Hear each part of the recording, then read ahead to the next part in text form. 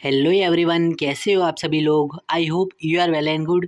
इस वीडियो में हम देखने वाले हैं एक और main board upcoming IPO Manba Finance IPO के बारे में, जिनमें हम देखेंगे कि कंपनी का इश्यू साइज क्या रहने वाला है, कंपनी का बिजनेस मॉडल क्या है, कंपनी किस सेक्टर से बिलोंग करता है, कंपनी के फाइनेंशियल कैसे है, IPO details and important timeline dates और करंट ग्रे मार्केट प्रीमियम क्या चल रहा है और हमें एक लॉट पे कितना फ़ायदा देखने को मिलता है, हमें इस आईपीओ में अप्लाई करना चाहिए या नहीं करना चाहिए।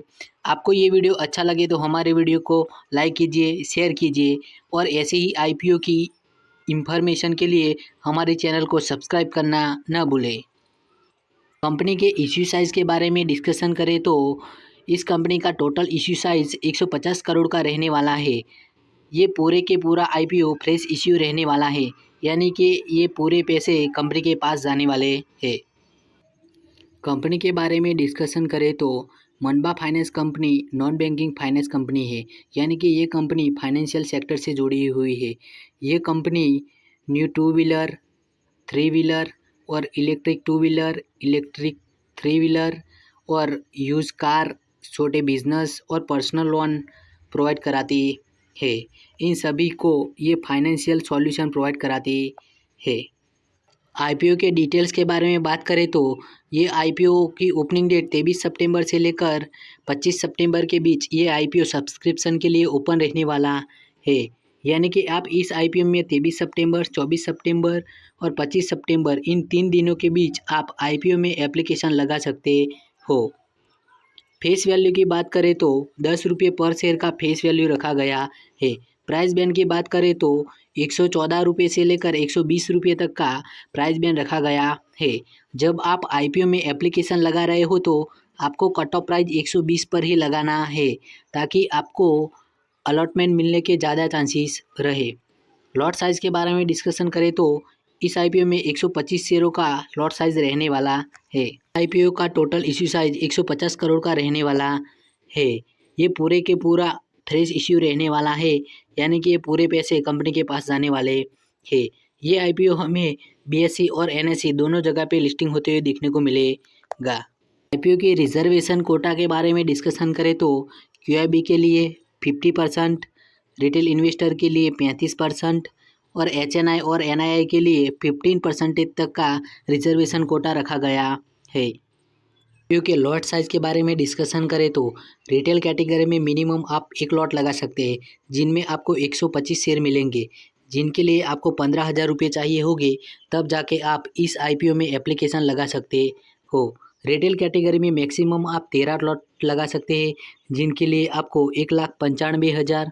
स्मॉल एचएनआई कैटेगरी में मिनिमम आप 14 लॉट लगा सकते हैं, जिनके लिए आपको 2,10,000 रुपये।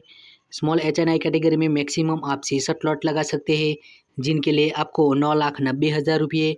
बिग एचएनआई कैटेगरी में मिनिमम आप 67 लॉट लगा सकते हैं, जिनके लिए आपको 10,05,000 रुपये चाहिए होंगे, तब जाके आप इस आईपीओ में एप्लीकेशन लगा सकते हो।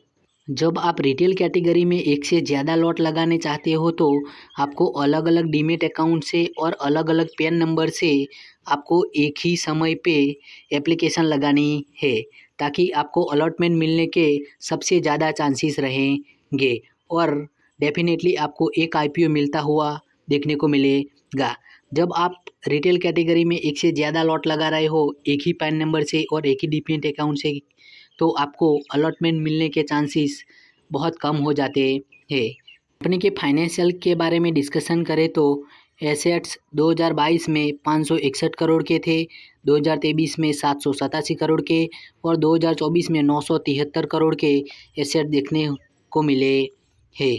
रेवेन्यू की बात करें तो 2022 में 106 करोड़ का था, 2023 में 133 करोड़ का और 2024 में 191 करोड़ के रेवेन्यू आते हुए हमें देखने को मिला है।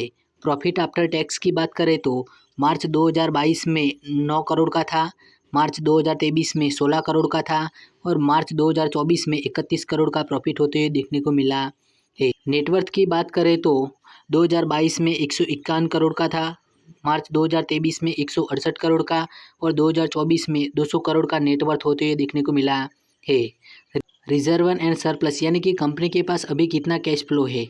तो 2022 में 138 करोड़ था, 2023 में 155 करोड़ का और 2024 में 162 करोड़ का कैश फ्लो होते हुए देखने को मिला है। टोटल बोरिंग यानी कि कंपनी के ऊपर अभी कितना कर्जा है। 2022 में 394 करोड़ का था, 2023 में 555 करोड़ का और 2024 में 752 करोड़ का कंपनी के पास कर्ज है। आप देख सकते हैं कि कंपनी के पास 2024 में 752 करोड़ रुपए का कर्जा है, उसके सामने कंपनी के पास 162 करोड़ रुपए कैश फ्लो है, यानी कि कंपनी के ऊपर ज़्यादा कर्जा है।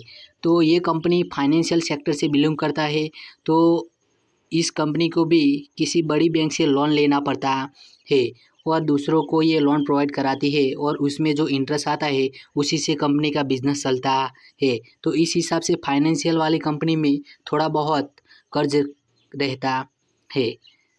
आप देख सकते हैं कि 2022 से लेकर 2024 तक कंपनी के assets, revenue, profit after tax, net worth, reservoirs and surplus इन सारे फैक्टर में हमें लगातार ग्रोथ देखने को मिली है। तो इस हिसाब से कंपनी के financial all over well and good है। कंपनी की ROE 21.36% है, जो 15% के ऊपर है, जो अच्छी बात है। डेप्ट पर इक्विटी 3.75% है। रिटर्न ऑन नेटवर्थ 15.66% है। इस IPO के सबसे इम्पोर्टेंट टाइमलाइंस डेट्स के बारे में डिस्कशन करें तो IPO की ओपनिंग डेट, ये IPO 23 सितंबर को हमें ओपन होते हुए देखने को मिलेगा। IPO की क्लोजिंग डेट 25 सितंबर है, यानी कि इस IPO में आप 23 सितंबर, 24 सितंबर और 25 सितंबर इन 3 दिनों के बीच आप IPO में एप्लीकेशन लगा सकते हो। इस IPO का बेसिक अलॉटमेंट आपको 26 सितंबर को आते हुए देखने को मिलेगा और उसी ही दिन यानी कि 26 सितंबर को ही जिनको ये IPO अलॉट नहीं होता है उनका पैसा रिफंड होना स्टार्ट हो जाएंगे और 27 सितंबर को जिनको ये IPO अलॉट होता है उनके डीमेट अकाउंट में शेयर क्रेडिट हो जाएंगे और फाइनली ये IPO हमें बाज़ार में 30 सितंबर को लिस्टिंग होते हुए देखने को मिलेगा। मनबा फाइनेंस IPO का करंट ग्रे मार्केट प्रीमियम में अभी कुछ भी हलचल देखने को नहीं मिले है।